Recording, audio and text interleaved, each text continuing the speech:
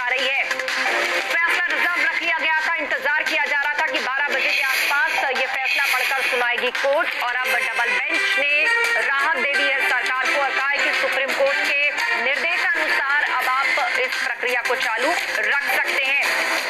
राज्य सरकार को राहत मिली है, भर्ती पर लगा स्टे, डबल बेंच ने रोक दिया है। इससे पहले इलाहाबाद हाईकोर्ट की लखनऊ बेंच ने भर्तियों पर स्टे लगा दिया था। सीधा रुख करते हैं, शैलेश रंजन लखनऊ से हमारे साथ जुड़ गए हैं। शैलेश, सरकार को राहत मिली है, जैसा सरकार चाह रही थी, भर्ती पर से स्टे हट गया है, लेकिन कहां है हाईकोर्ट की लखनऊ बेंच ने, यानी डबल बेंच, जिसने फैसला दिया है कि सुप्रीम कोर्ट के दिशा निर्देशानुसार आप प्रक्रिया को चालू रख सकते हैं? क्या मायने हैं इसके? आशा, देखिए अभी कोर्ट का ऑर्डर अपलोड हो रहा है, लेकिन फिलहाल जो इस पूरे मामले से जुड़े हुए वकील हैं, अभी इसमें जो वकील इससे जुड़े हुए हैं भदौरिया जी, और इसके अलावा हरगोविंद सिंह परिहार जो अवध बार काउंसिल के अध्यक्ष भी हैं और अभ्यर्थी पक्ष के वकील भी हैं वो, इसके अलावा अमित सिंह भदौरिया जो हैं, उनसे हमारी बात हुई जो अभ्यर्थियों के साथ के वकील हैं। उन्होंने बताया कि कोर्ट ने जो अपना फैसला पढ़ा है उसमें ये कहा है कि डबल बेंच ने कि जो सिंगल बेंच का आदेश था 3 जून वाला, उसको फिलहाल स्थगित कर दिया गया, स्टे कर दिया गया, और ये कहा है कोर्ट ने कि राज्य सरकार जो है वो सुप्रीम कोर्ट के 21 मई और 9 जून का जो फैसला है उसके 9 मई और 21 मई और 9 जून का जो फैसला है उसके आधार पर अपनी भर्ती प्रक्रिया को आगे बढ़ा सकती है। और इसके साथ में कोर्ट ने यह भी कहा है कि जो अगर हम बात करते हैं 9 जून के फैसले को लेकर जो सुप्रीम कोर्ट का आया था, तो उसमें सुप्रीम कोर्ट ने यह कहा था कि 69,000 शिक्षक भर्ती में शिक्षा मित्रों के लिए 37,339 पदों को रोक लिया जाए और उसके बाद बाकी पदों पर चाहे तो ये भर्ती कर सकते हैं।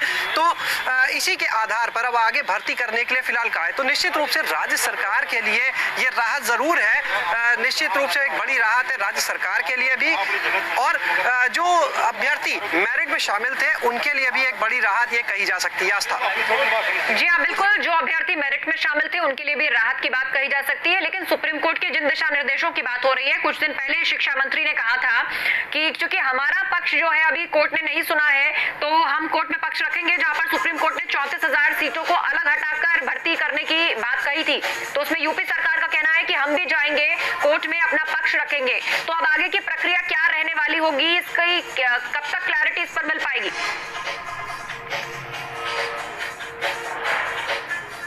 आशा, देखिए फिलहाल जो अभी फैसला आया है उसमें यही कहा गया है कि कोर्ट जो राज्य सरकार है वो अपनी भर्ती प्रक्रिया को आगे चला सकती है, और भर्ती प्रक्रिया जो है उसमें काउंसलिंग पर रोक लगी थी। लेकिन अब देखना ये होगा, क्योंकि अभी अड़चनें बहुत सारी बाकी हैं, क्योंकि अब नए सिरे से उनको एक लिस्ट भी निकालनी पड़ेगी जब भी सरकार अपनी भर्ती प्रक्रिया करेगी, क्योंकि जो पहले की लिस्ट बनी थी वो बनी थी 67,867 अभ्यर्थियों की, जो चयनित अभ्यर्थी थे। लेकिन अब जो लिस्ट बनेगी उसमें से जितने पदों पर सुप्रीम कोर्ट ने रोक लगाई है 37,000 से अधिक के, उन पदों पर फिलहाल रोक को ध्यान में रखते हुए आगे भर्ती की जाएगी। तो देखना होगा कि कब नई लिस्ट आती है। बहरहाल जो सरकार के प्रतिनिधि हैं वो भी इंतजार कर रहे हैं कोर्ट के ऑर्डर का, कि ऑर्डर अपलोड हो जाए तो उसके आधार पर, कोर्ट का ऑर्डर आने के बाद उसके आधार पर वो अपनी प्रक्रिया को बढ़ाएंगे कि किस तरह के कोर्ट के इंस्ट्रक्शंस हैं इन चीजों को देखते हुए।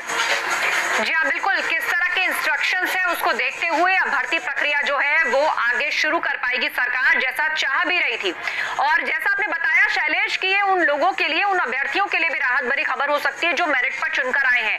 पर यहाँ मामला केवल हाईकोर्ट की सुनवाई से सुलझ जाए, ऐसा क्या आपको लगता है, दिखाई देता है? क्योंकि इसमें नकल से जुड़ी बात सामने आ रही है, इसमें पेपर लीक से जुड़ी बात सामने आ रही है, तो ये बहुत सारी पेचीदगियां उस भर्ती में है। तो क्या भविष्य फिलहाल दिखाई दे रहा है आपको कि क्या जल्दी में ये मामला अंजाम तक पहुंचेगा?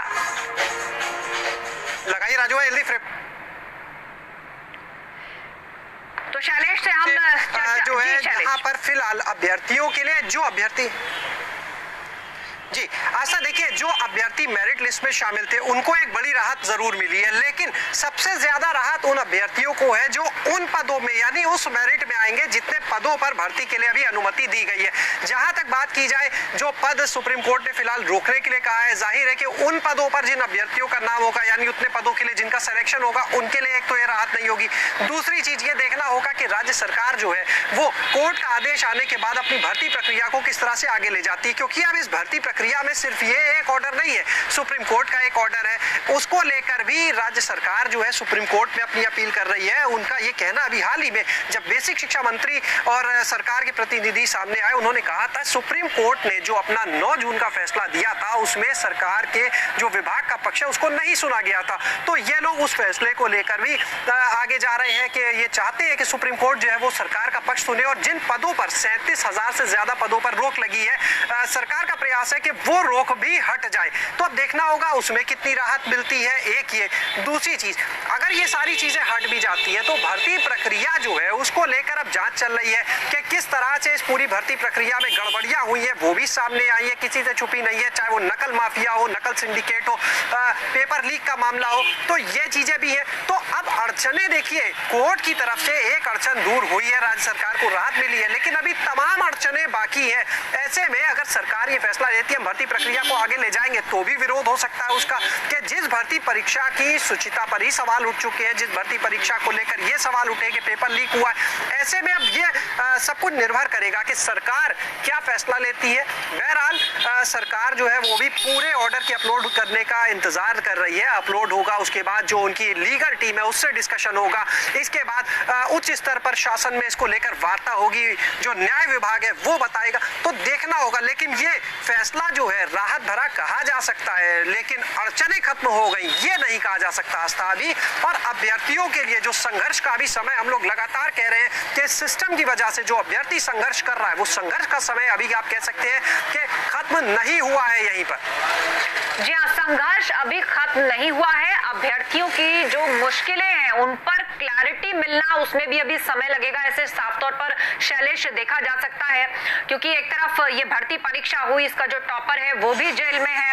एसटीएफ पूरे मामले की इंक्वायरी कर रही है कि नकल या पेपर लीक आउट से जुड़े हुए खुलासे इस मामले में हो रहे हैं। तो ऐसे में अब आगे जो भर्ती प्रक्रिया रहने वाली है वो किस आधार पर रहेगी, कौन मेरिट पर आया है, कौन चीटिंग से पास हुआ है, उसकी भी इन्वेस्टिगेशन जब तक चलेगी, क्या तब तक अभ्यर्थियों को और इंतजार करना होगा?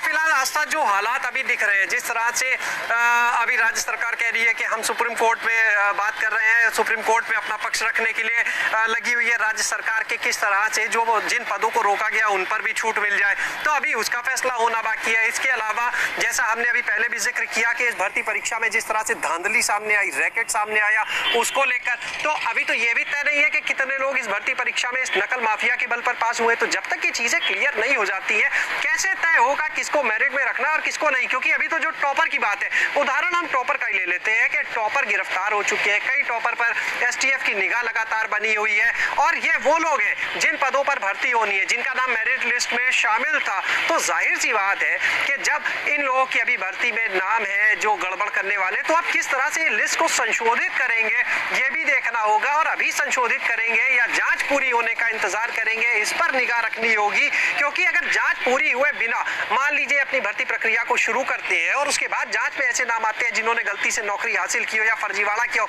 तब क्या होगा? तो चीजें और कॉम्प्लिकेटेड होती चली जाएंगी। तो अभी कोर्ट में यहाँ से राहत मिली है, लेकिन अभी कई चीजों पर फाइनल जो फैसले हैं वो आना बाकी है। इसके अलावा जो जांच चल रही है एसटीएफ की, उसकी रिपोर्ट का भी इंतजार है। जांच खत्म होना इतना आसान भी नहीं है, अभी तो कड़ियां जुड़ती जा रही है कि किस तरह से पूरा एक नेक्सस, पूरा एक रैकेट प्रदेश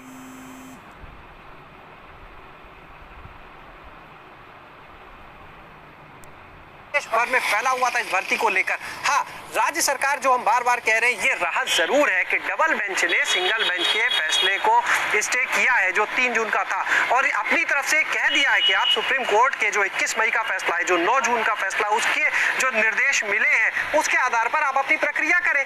लेकिन इस अनुमति के बाद भी प्रक्रिया कैसे करेंगे, अब ये राज्य सरकार के लिए एक बड़ी चिंता का विषय होगा, क्योंकि इतने विवादों के बीच में, जांच के बीच में आखिर कैसे मेरिट लिस्ट तैयार होगी, कैसे तय किया जाएगा कौन सा अभ्यर्थी फर्जीवाड़े से पास हुआ है, कौन सा अभ्यर्थी मेहनत से पास हुआ है, ये अब कैसे डिसाइड होगा, ये बड़ा सवाल है। और लेकिन जो पेचीदगियां हैं वो भी बढ़ती जा रही हैं। बेशक यहाँ हाईकोर्ट के डबल बेंच ने स्टे हटा दिया हो और कहा हो कि आप जारी रख सकते हैं, पर और भी बहुत सारे मामले हैं जिनकी इन्वेस्टिगेशन में वक्त लगेगा, और क्या वो कोर्ट तक नहीं पहुंचेंगे। कुल मिलाकर अभी जल्दी में ये मामला सिमटता दिखाई नहीं दे रहा। शुक्रिया शैलेश अहम जानकारी के लिए।